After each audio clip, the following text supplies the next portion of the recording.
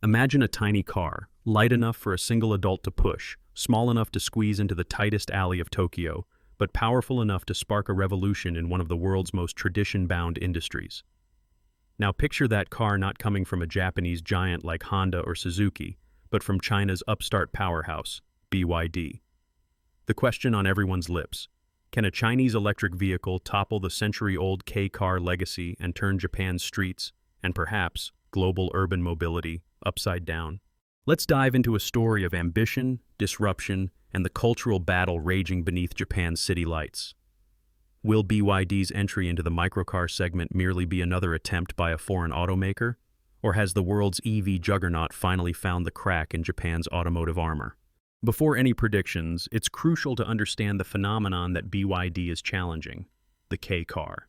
For decades, these miniature wonders have been more than just a way to get from A to B in Japan.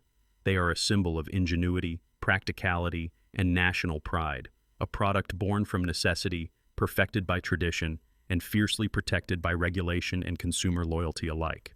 K-cars, those boxy, charming vehicles darting through Shibuya and navigating rice paddies in Niigata, are defined by strict legal limits, typically a maximum length of 3.4 meters and an engine no larger than 660 cc.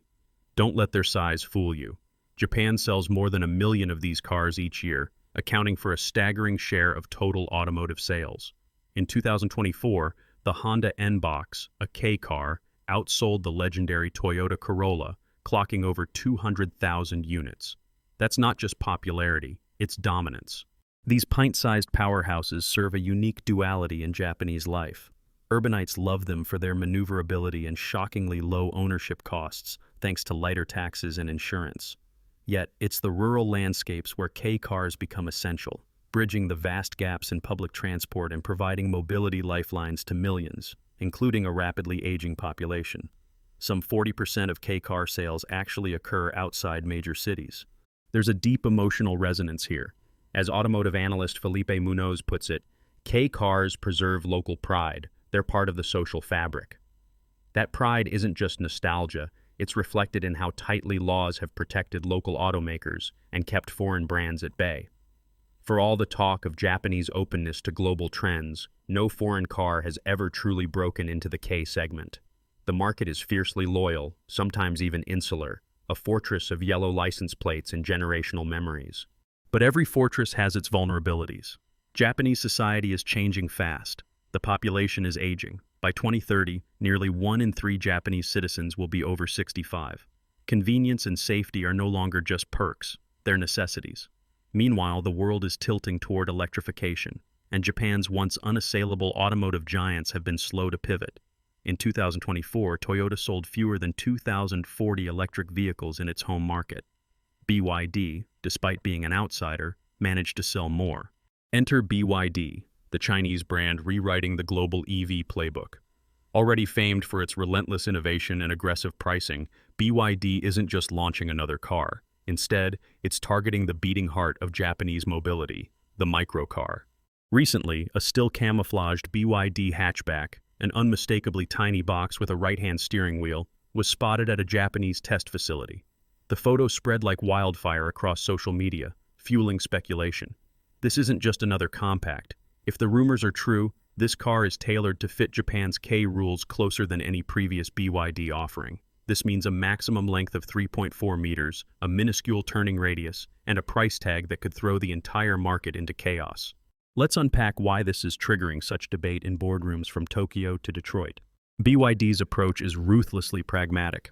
The rumored specs, a 20 kilovolt battery and a WLTC rated range of 180 kilometers, are engineered precisely for city commutes. This is not a Tesla-style moonshot. It's about making a car that does 90% of daily journeys, with the ability to recharge in just a coffee break thanks to 100 kilowatt fast-charging hardware. With Japan's dense urban cores and short drive distances, it's a pitch-perfect fit. But the real disruption lies in BYD's pricing strategy.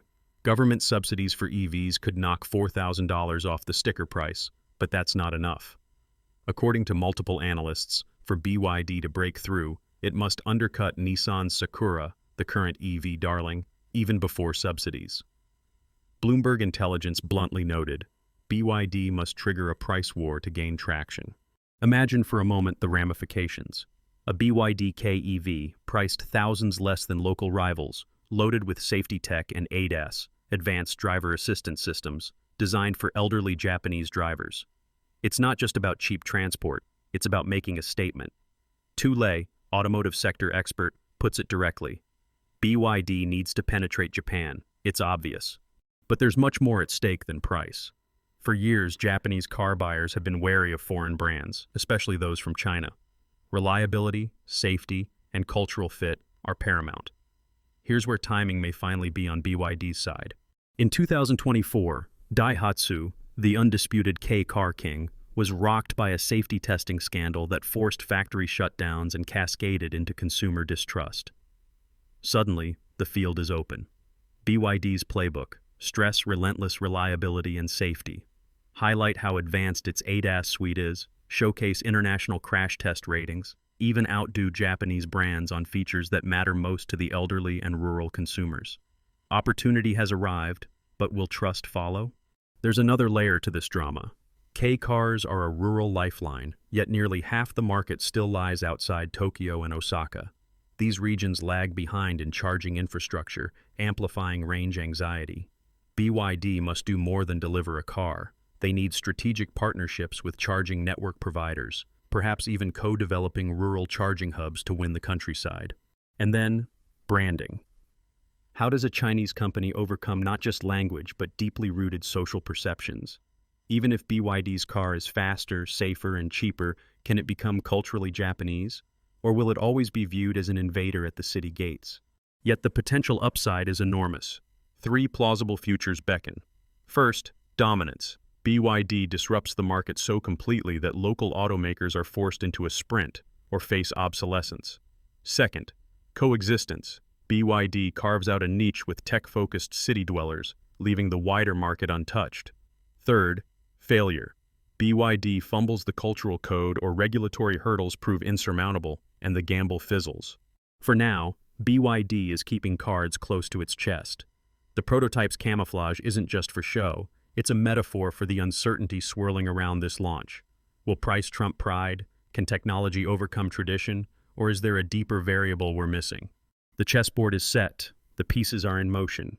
BYD's tiny camouflaged EV is poised to crash a Japanese party where the guest list has rarely changed in 70 years. But as BYD prepares for a full-scale launch, one big question looms. Will Japan's fiercely loyal consumers embrace an outsider's vision of mobility? Or will the K-car remain the final frontier, impervious to even the world's most aggressive disruptor? What happens next will not only decide BYD's fate in Japan, it could reshape how cities around the world think about affordable, sustainable transport. But the real battle is still ahead. In the next chapter, we'll peel back the strategies, the secret alliances, and the unpredictable consumer forces that could make or break this audacious bet. So, as BYD's camouflaged Mini EV prowls the back streets of Japan and the rumor mill heats up, every auto executive and city dweller from Tokyo to Hokkaido is asking the very same question. What happens if this Chinese outsider actually succeeds? Or, perhaps more sharply, what happens if it can't crack Japan's most fiercely defended market despite all its muscle and innovation? Let's peer into the possible futures. Some bright, some turbulent, all fascinating.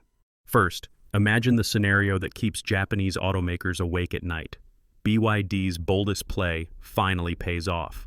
With razor-sharp pricing, potentially undercutting even the Nissan Sakura before subsidies, BYD could flood the market with an affordable, practical EV. Japanese EV subsidies, lopping off up to $4,000 per car, add more fuel to the fire. Now suddenly, a brand new BYD Mini EV sits in dealership windows at a price that's not only competitive, but disruptive. Students, young couples, retirees, and even small business owners, all groups who depend on K-cars, stand to gain. But price isn't the only battle line. BYD's strategy goes straight for the heart of Japanese consumer priorities: safety and daily practicality. By integrating advanced driver assistance systems, those life-saving features that promise peace of mind for the country's rapidly aging population, BYD positions itself as a tech leader that cares. The 180-kilometer real-world range, smart, pragmatic, and perfect for city commutes or errands. Quick charge capabilities mean drivers won't be tethered to charging stations for hours, a huge psychological win in a culture obsessed with punctuality. In this future, established brands like Honda, Nissan, and Suzuki are forced to respond fast. They ramp up their own EV development, slash prices, and race to match BYD's tech edge. The resulting price war could democratize EVs in Japan overnight, slashing costs and ushering in a new era of electric urban mobility. Industry insiders might call it a seismic shift. For families and commuters, it would feel like a sudden leap into the future. But disruption comes with risks. If BYD pushes too hard or misreads the fiercely proud Japanese consumer, backlash could be swift and severe. Remember, K-cars are more than metal and wheels. They're woven into Japan's identity. Any hint that BYD is trampling on tradition, rather than respectfully improving it, could draw a cold reception. Senior citizens who rely on their cars for independence may hesitate to trust a foreign brand, especially one that feels unfamiliar or out of touch with Japanese values.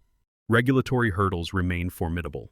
While Japanese authorities have shown some willingness to encourage EVs, K-cars are subject to uniquely stringent rules on size, crash safety, even aesthetic conformity.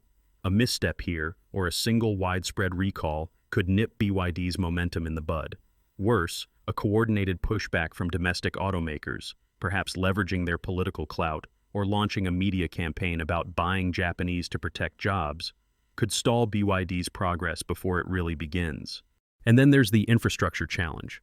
Rural Japan, accounting for more than 40% of K-car sales, lags badly in public charging points. For many, a car isn't a city toy, it's a lifeline. BYD's success will hinge on forging alliances with local charging network providers, or even building its own infrastructure to calm drivers' range anxiety. Imagine if BYD partners with a major convenience store chain, transforming thousands of roadside shops into quick charge hubs. That could be the tipping point. Of course, there's another possibility: coexistence. BYD may carve out a substantial but not dominant share, catching the fancy of Japan's younger, tech-hungry generation. Many urbanites are ready to embrace change, provided it's sleek, reliable, and Instagram-worthy. BYD could become the go-to badge for the plugged-in crowd, while Honda and Suzuki focus on their loyal base. In this world, everyone adapts, and consumer choice blossoms. Or, in the harshest scenario, BYD could falter. Japan's unique tastes and regulatory quirks have tripped up foreign automakers before. If BYD fails to tailor its cars to these needs, or can't convince Japanese drivers that an EV from Shenzhen is as reliable as one from Saitama, it might join the long list of brands that tried and failed. Such a retreat would sting, damaging BYD's global reputation and emboldening skeptics elsewhere.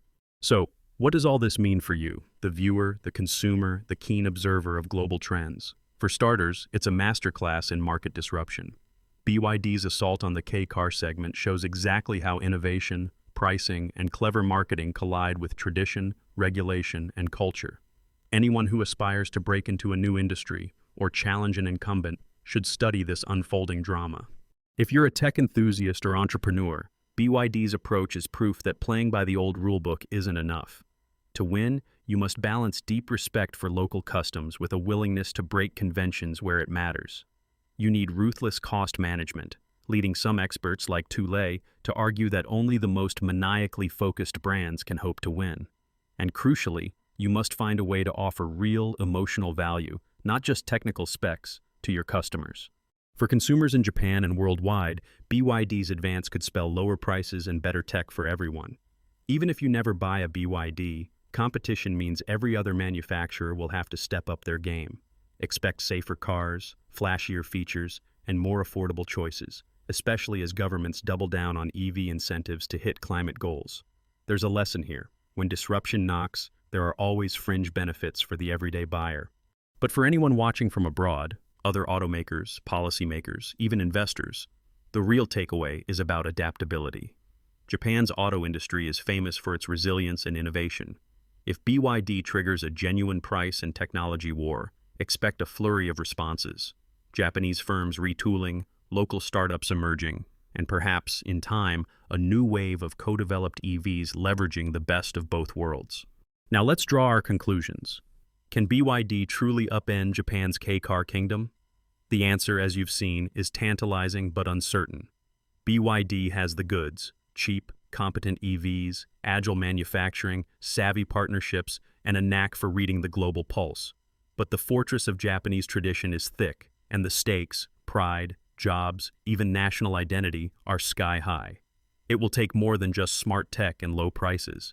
BYD must master the art of humility, customization, and relentless improvement, or risk being cast as just another foreign flash in the pan. But here's the secret: this drama isn't just about cars, it's about globalization in real time. If BYD can succeed where others have failed, it will show that cultural and regulatory walls, however tall, can be climbed by those who listen, adapt, and persevere. For every entrepreneur out there dreaming of tackling a protected market, Japan's K-Car Showdown is your real-time MBA. So what's next? Keep an eye on the dealership lots, the city streets, and the country lanes. If you spot a futuristic compact EV wearing a BYD badge next to a sushi shop or shrine, take a second look. History could be happening right in front of you. If you enjoyed this dive into the high-stakes battle for Japan's beloved K-cars, smash that like button, subscribe for more global industry deep dives, and share your thoughts below. Would you trust a Chinese EV in a market built on tradition? Is this a moment for change, or should some things never be disrupted? And here's one last secret to leave you with. Rumor has it, BYD's next micro EV is being quietly tested in a rural Japanese town, where surveys show locals now view reliability and safety as more important than badge loyalty. Could this be the crack in the dam? Stay tuned. We'll be watching. Thanks for joining us on